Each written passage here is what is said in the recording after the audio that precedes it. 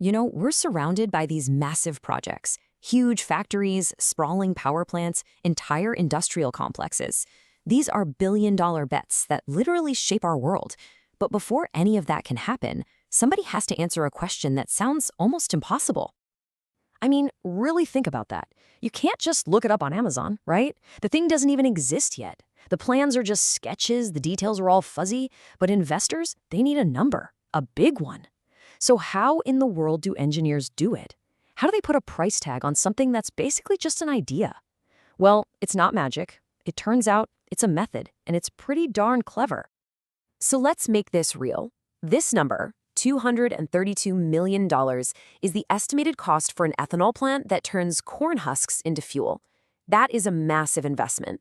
And getting this number right, or at least right enough, is absolutely crucial. This number is our goal. And today, we're going to pull back the curtain and see exactly how engineers arrive at a figure like this using a really cool mix of data, smart shortcuts, and a very specific way of thinking. To pull off this billion-dollar guess, engineers basically have a philosophy, and it's built on 3 core secrets. And this isn't about super complex math, not yet anyway. It's all about learning to look at the problem in a completely different way. Okay, secret number 1 is basically the engineer's version of the 80-20 rule. In any giant project, there's always a handful of things that make up the vast majority of the cost. So the key isn't to count every single pipe, every valve, every bolt. No way. It's to find the big-ticket items, the giant reactors, the complex turbines, the core machinery. That's where you put your energy. And here's where it just clicks. Let's look at our ethanol plant. Alternative A is the full, super detailed estimate, 133 pieces of equipment, which gets you to that $232 million number. Now look at alternative B. Here, the engineers only focused on the 15 most expensive items. The amount of stuff they had to count dropped by almost 90%. But look at the final number. It's only off by 15%. Just think about that trade-off. You get 85% of the right answer by doing just over 10% of the work. For an early decision, that's not just good enough. That is a massive strategic advantage. And this leads right into this second secret. You might be thinking, well, why not just call a manufacturer and get a price? But early on, that is a total trap. See, a manufacturer needs a super detailed project plan to give you a real quote. And making that plan costs a fortune in engineering hours. You just can't afford to do that for 10 different ideas you're kicking around. The goal here isn't a perfect to-the-penny price tag. It's getting a fast, cheap, and reliable sense of direction.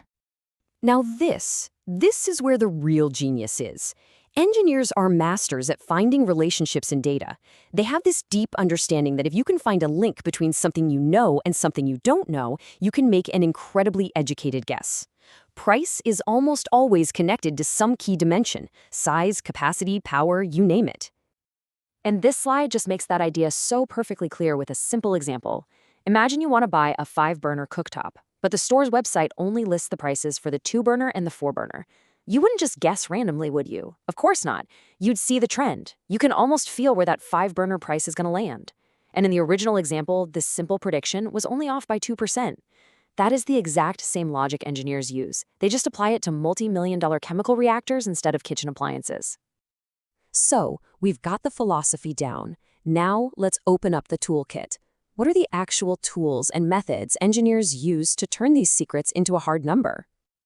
You see, it's not about making one single guess. It's a process, like bringing a camera into focus. You start out at class 5, which is a blurry but really quick order of magnitude guess. It's fast, it's cheap. Then, as the project gets more serious and you invest more time and money into the design, you slowly turn the dial, moving through the classes. Each step brings that final price into sharper and sharper focus, until you finally land on a class 1 estimate. That's your crystal clear picture, based on actual quotes, and it's accurate to within just a few percent. Now the key to a good class 5 estimate, that very first blurry picture, is finding a similar project that's already been built. But of course, no 2 projects are ever identical. They're different sizes, built in different years, in different countries, and that's where correction factors come in. They're basically the mathematical tools that let you adjust the data from an old project to fit the world of your new one. And there are 4 main adjustments you always have to make. You've got to correct for scale. Is your new project bigger or smaller than the old one? You have to correct for the year to account for inflation. And then you've got to correct for currency and location, because a factory built in the US in 2007 costs something very different than one built in Brazil in 2022. And for adjusting scale, this formula right here is the holy grail. It's called the rule of 6/10. Now, I know it looks a little intimidating, but the idea behind it is actually super simple. Doubling the size of a plant does not double the cost. This is economy of scale captured in a formula. Because of that little 0.6 exponent, doubling your capacity only increases the cost by about 52%. This one rule is one of the most powerful tools in an engineer's entire estimation arsenal. All right, theory time is over. We have the secrets, we have the tools. Now, let's put it all together. We're going to build our estimate for that ethanol plant from the ground up, step by step. Okay, watch this. It's so cool. They start with a reference point, a similar plant built in the US back in 2007 for $422 million. First step, adjust for scale. The new plant is smaller, so using the rule of 6/10, the cost drops to $295 million. Next, adjust for time. That 2007 price gets updated for 15 years of inflation, which brings it to $459 million in 2022 money. Then, currency. Convert from US dollars to Brazilian reais, and the number jumps up to $2.4 billion. And finally, location. They apply a special factor for the cost differences between the US and Brazil. And there you have it, the final estimate, 2.6 billion reais. And the most incredible part? This entire calculation can be done in just a few hours. So, we got our number. But the biggest lesson here isn't really about the math itself. It's about understanding the incredible value of an answer that is good enough to make a really smart decision. And this chart is the real payoff. This brings us right back to secret number 1, focus on what matters. After all that work, you can see that just 2 things, indirect costs and cogeneration, make up over 60% of the entire project cost. This breakdown is a roadmap. It tells the engineers exactly where they need to focus their brainpower to save money. You don't waste time worrying about the tiny slices, you go straight for the big ones. And this is a final touch that's really more art than science. A good engineer would never, ever present a number down to the last cent like that. An estimate isn't a prophecy, right?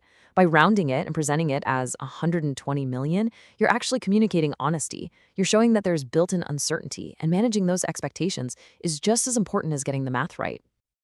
So what we've really seen here is an entire discipline built on making smart, high-stakes decisions with imperfect information. It's a mindset of focusing on what's important, avoiding those detail traps, and finding clever ways to map out a path forward. It's the power of good enough. And that leaves us with a really fascinating question to think about.